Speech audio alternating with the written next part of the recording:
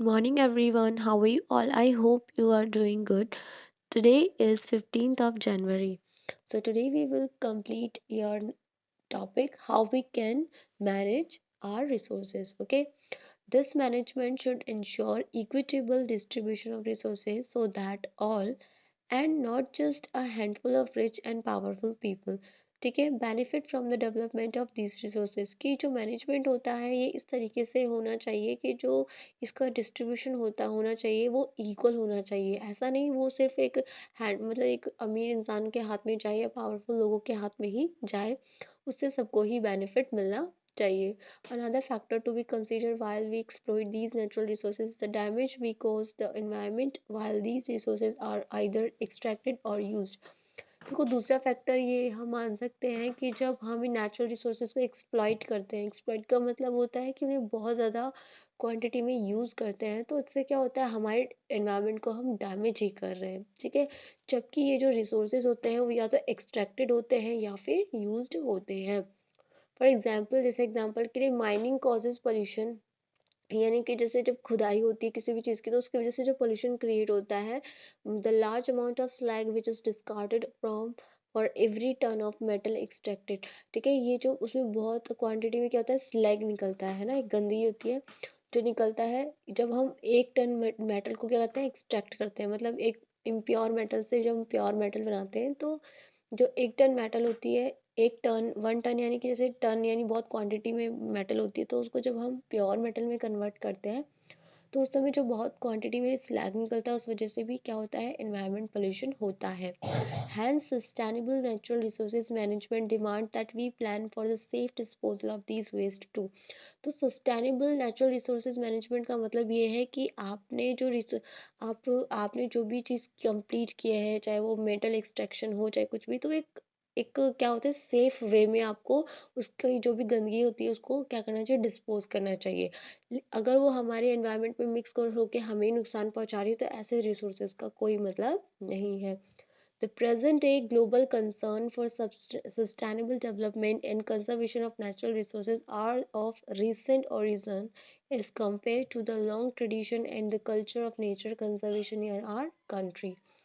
इस present time में जो ग्लोबल कंसर्न एक तरीके से हम हमारे लिए बात है, ग्लोबल कंसर्न जो है एक मतलब वर्ल्ड वाइड जो एक चिंता का विषय है वो क्या है कि सस्टेनेबल डेवलपमेंट कैसे हो, इन रिसोर्सेज का डेवलपमेंट कैसे हो, नेचुरल रिसोर्सेज को हम कैसे बचा कर रख सके and are of recent origin as compared to the long tradition and culture.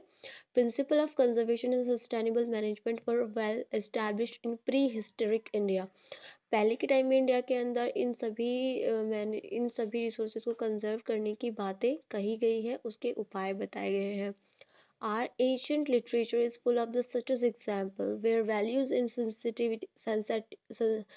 sensitivity of humans towards nature were glorified and the principle sustainability was established at its best।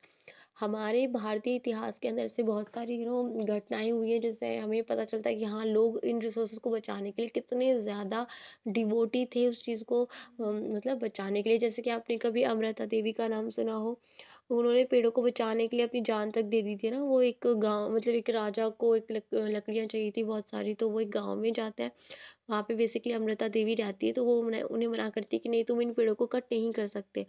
तो बोलते हैं कि नहीं तुम ऐसा नहीं कर सकती, तुम हमें रोक नहीं सकती। तो बोले कि अगर तुम्हें पेड़ चाहिए तो तुम्हें पहले हमसे होकर गुजरना होगा, ठीक है। तो उनको कट कर देते हैं, उनके गर्दन को कट कर देते हैं, उन्हें मार देते हैं और पेड़ों को फिर ले जाते हैं।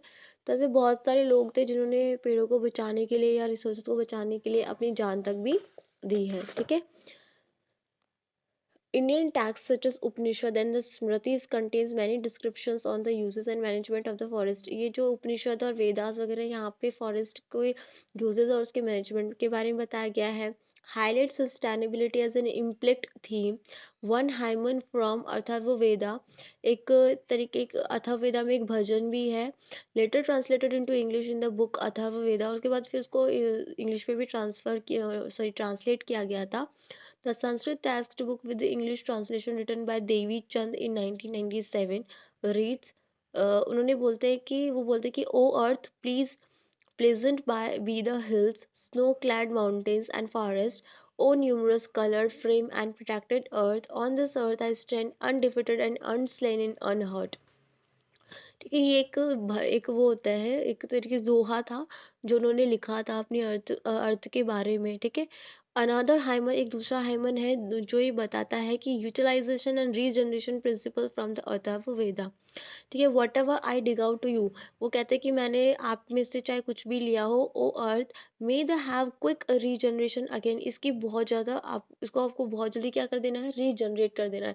कि अगर आप लोग मान लो आपने अर्थ से मान लो प्लांट लिया है या उसको कुछ यूज़ किया, तो कि कुछ भी यूज़ किया है उसका, चाहे है ना, तो वो कहते हैं कि हे अर्थ आप इसमें मतलब वापस उसको रीजनरेट कर दीजिए। अगर आपने कोई फ्रूट तोड़ा है किसी प्लांट से, तो वो फ्रूट भी वापस उस पर क्या हो सकता है, लग सकता है। May not be damage any vital habitat and hurt. During the Vedic period, जब वैदिक पीरियड चलता था, both productive as well as the protective aspect of the forest vegetation were emphasized. Agriculture emerged as a dominant economic activity during the later Vedic period. उसके बाद जो ये agriculture था यानी खेती कृषि वगैरह थी, वो बाद में चल के एक बहुत वास्ट वैरायटी में वो फैल गई थी। This was the time when the concept of cultural landscape such as scarred forest and groves, scarred corridors and a variety of ethnoforestry practices were evolved that continued to the post वैदिक period. ये जो एक type की खेती का type से होता है, फॉरेस्ट्री का टाइप होता है, वो उस समय चलता था। Besides a wide range of ethnoforestry, इस एथनोफॉरेस्ट्री के अलावा भी बहुत सारी ऐसी चीज़ें की गई, were infused with traditions customs and rituals and followed as a mean of protection of nature and natural resources. मतलब उस समय हमने हमारी अर्थ को बचाने के लिए एक बहुत इंपॉर्टेंट रोल प्ले किए हैं, वो ये बता रहा है बस, और तो कुछ नहीं है। ठीक है, so your today is your work that read this topic carefully. Okay, thank you.